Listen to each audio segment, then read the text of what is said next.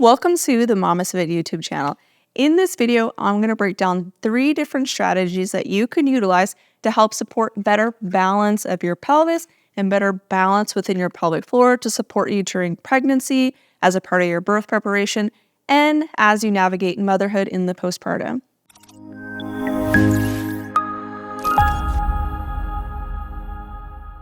Hey, my name is Gina. I'm a perinatal fitness trainer and birth doula and mom of 4. And I want to break down 3 different pelvic floor strategies that I utilize to help enhance my workouts, to improve pelvic balance, to improve the function of my pelvic floor, and I would love to share them with you. And if you like tips like this and workouts that you could follow along with, be sure to subscribe to our channel because we release new workouts every Tuesday or new workout tips every Tuesday. And then every Wednesday is our educational videos to help inform you on how to navigate a confident pregnancy, birth, and postpartum. Before we dive into the strategies that we can utilize to help support pelvic balance and pelvic floor function, we first need to understand how the pelvis moves and what the pelvic floor quadrants are. So there's not just one movement that opens your entire pelvis. There's not one stretch that stretches your entire pelvic floor. And there's not one exercise that strengthens your entire pelvic floor. Your pelvis has 4 joints that attach it to itself, and it allows it to be very mobile. This mobility increases during pregnancy, it's super elevated during birth, and then it's still fairly elevated even in the postpartum.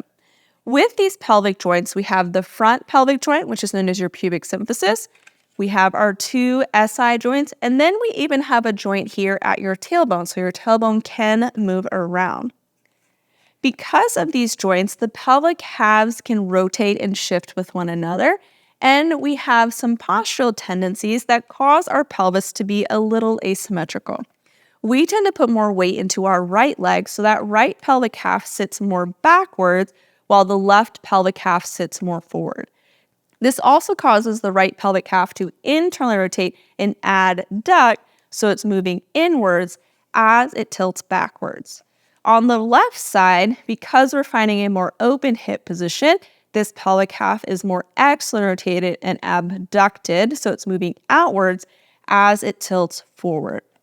This asymmetry is not necessarily a problem, but if you're experiencing any pelvic floor issues or pelvic pain, we may want to focus on the asymmetrical pattern and help providing some more balance within the pelvis and within the pelvic floor.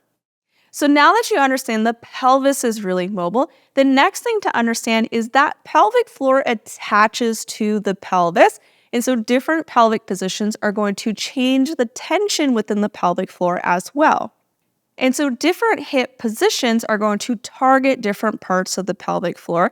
And so with our common asymmetrical position with right hip back and left hip forward, the right anterior and left posterior pelvic floor tend to be overactive and tighter, while the right posterior and left anterior tend to be underactive. So now I'm going to break down 3 different strategies that you can utilize in your workouts to enhance pelvic mobility so you can come out of the asymmetrical pattern and shift well from side to side and to help improve balance within the pelvic floor. So if you are experiencing pelvic floor symptoms, this can really be a game changer in helping you feel good in your body during pregnancy and beyond. The first strategy that we can utilize to improve pelvic mobility and pelvic floor balance is to find rotation with our single leg movement. So if I'm doing a lunge, for example, at the bottom of the lunge, I can find a closed hip position. So I'm going to find more internal rotation at the bottom of the lunge. In this position, my pelvis is rotating more towards the femur, and I'm going to feel more of a stretch in the glute and hamstring area.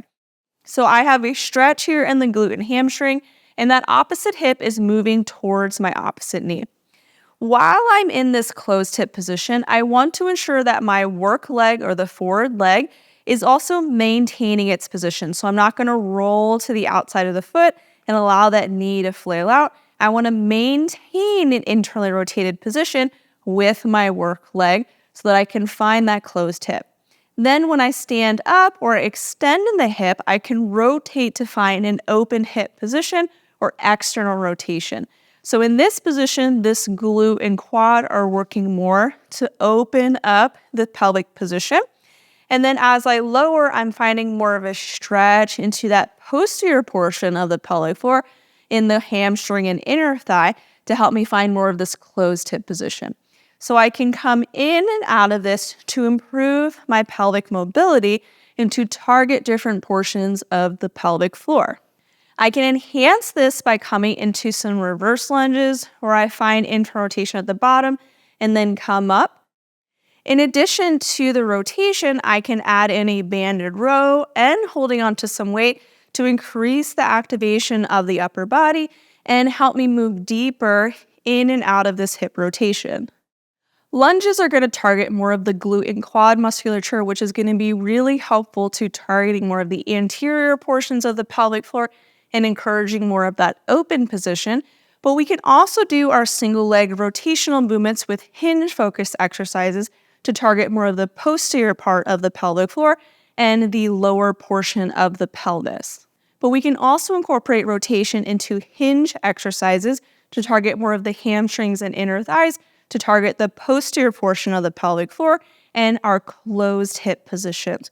So in the stagger stance RDL, I can hold on to my weight as I put weight into my forward leg, and my other foot is just going to step behind.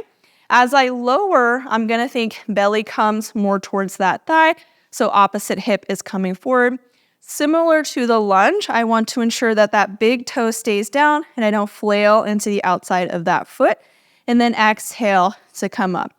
With the stagger stance RDLs, the key is the hip is going back. So if there was a flashlight on my butt, it's shutting the wall behind me, not the floor below me. So we have our RDLs, we exhale, come up, and inhale to lower down. Adding in that rotation can help to improve pelvic mobility and how that pelvis rotates on the femur, which can also really help to improve pelvic floor balance.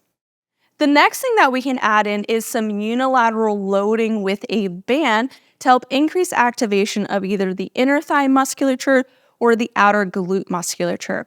On the left side of our body, since we tend to favor more of that open hip position and extension with external rotation, emphasizing more inner thigh activation with the adductors can be incredibly helpful. So I could place a band around the inside of my left thigh, which is going to increase inner thigh activation. I'm going to think about having a lot of weight in that big toe, keeping that knee stacked, and then I can again move through the rotation of my hip with my lunges, with my staggered stance RDLs to help emphasize inner thigh activation and strengthening. But on the right side, since the right glute and quad tend to be a little bit weaker compared to the left because we favor more of that tucked position and more internally rotated position, we can place the band around the outside of the right knee to help increase glute activation. And so similarly, I still want to keep weight even in the bottom of my foot, so my big toe and pinky toe, I don't want to roll to the outside of that foot. And I can move through my same lunges, but now I have to really activate the outer glute to keep that knee from caving in. I can find my open hip to close hip position in lunges, and I can also do it with my stagger stance RDLs. So we can use a band to have some unilateral activation in the legs to help support pelvic balance and to improve overall pelvic floor function by activating different quadrants of the pelvic floor. The last thing that we can do to help improve pelvic floor balance by tweaking our workouts is to have unilateral loading of weights. And now because each hip favors a different orientation, we're going to hold the weight on the right side for both legs. On the right side, while I do my movement, I'm going to hold the weight in my right hand, and because it's on the same side or ipsilaterally, this is going to bias more external rotation in that right leg. And so if you're experiencing any hip impingement or discomfort in this kind of hip crease area, holding the weight on the same side is going to encourage that right hip to be a little bit more externally rotated and help you come out of that internally rotated position to offload that right anterior pelvic floor that may be overactive. And so you'll hold the weight on the right for your squats, for your lunges, and even for the stagger stance RDL, to help you encourage to find a more externally rotated position. And then for the left side, we're still going to hold the weight in the right hand, and this is going to be contralateral loading, which is going to emphasize more internal rotation. So it's going to bias that left hip more internally because, again, it tends to favor a more externally rotated position. And so you can do this with your lunges, with your RDLs, and then you can really see a difference between the two when we do some single leg deadlifts.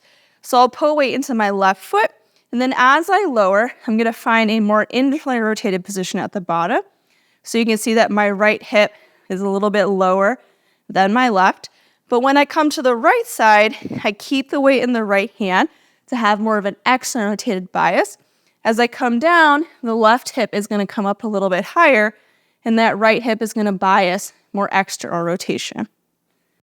So you can use a one-sided loading to bias each hip into the opposite orientation that it tends to favor.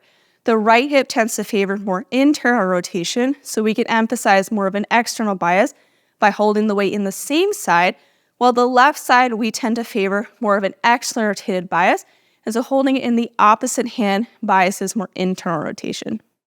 So you can use these three different strategies to help improve pelvic mobility and improve balance of the pelvis and the pelvic floor to help you feel more comfortable in your body as you navigate your pregnancy, prepare for birth, and then move through motherhood. I hope that these tips help you have a deeper understanding of how your body may be moving so that we can apply these different concepts to enhance your workouts. But know that all of these tips are already integrated into the MamasteFit prenatal and postpartum workouts and beyond postpartum workouts. So if you would like us to just design it for you, we already have. We have our prenatal strength program, which is our self-paced program for our gym goers, in addition to our prenatal video program. So our on-demand program is full-length workout videos that you follow along with. Both of these programs are going to sync to your current week of pregnancy, so you can start anytime with monthly payment plans that you can cancel or a one-time payment for lifetime access. In the postpartum, we also have follow-along videos and self-paced workouts that are combined together to make it really accessible that incorporates tons of things that you can do to help enhance your pelvic floor function and feel good in your body as you return to fitness after birth. And then after our postpartum programs, we do have our beyond postpartum programming, which is our workout programs to help you continue to stay strong with us as you continue your motherhood journey. If you would like to explore any of our programs, head to MamasteFit.com and use code YouTube10 to get 10% off any of our online offerings. Thanks so much for joining me, and I'll see you next week to go over more workout tips and follow-along workouts to help you feel strong and comfortable as you navigate your pregnancy, birth, and motherhood journey.